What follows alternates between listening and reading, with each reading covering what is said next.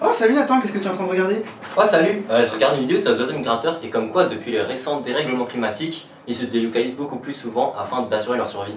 C'est vrai que la situation actuelle n'est pas très adéquate. Ils expliquent également dans la vidéo que le suivi de ces espèces est très important pour maintenir un bon équilibre naturel. Mais comment pouvons-nous les observer sans pour autant rentrer dans la maltraitance animale et surtout sur une aussi longue distance? J'ai bien entendu suivi sur longue distance. Je crois peut-être avoir la solution. Mais d'où tu sors? C'est sûrement le système satellitaire permettant de relier la majorité des appareils électroniques de communication à travers des fréquences spécifiques, ce qui permet une portée de signal considérable et qui est donc une technologie essentielle à la fameuse 5G. Et si on appliquait cette même méthode, mais pour un système de suivi animalier? Mais justement, là est le problème. Un tel système demanderait la mise en place d'un dispositif considérable qui empiéterait sur le principe de liberté animale.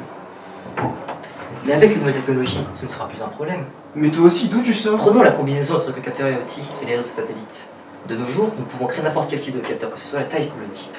On aura juste à configurer le microbus, qui ne pourra pas les gêner, et ensuite, reliés au réseau antenne réseau satellite, nous pourrons les renvoyer à un centre de données pour trier ces données. On a déjà vu cette méthode avec les balises Argos développées par Kinis, qui détectent et retransmet l'information des balises situées à la surface de la Terre avec une précision de 150 mètres.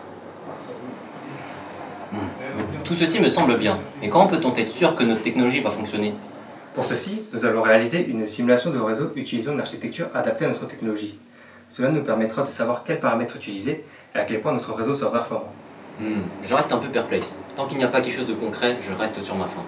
Mais non, voyons, restons optimistes. Attendons de voir ce qu'ils vont faire. Leur technologie a l'air prometteuse. Nous sommes impatients de voir une simulation. Comptez sur nous!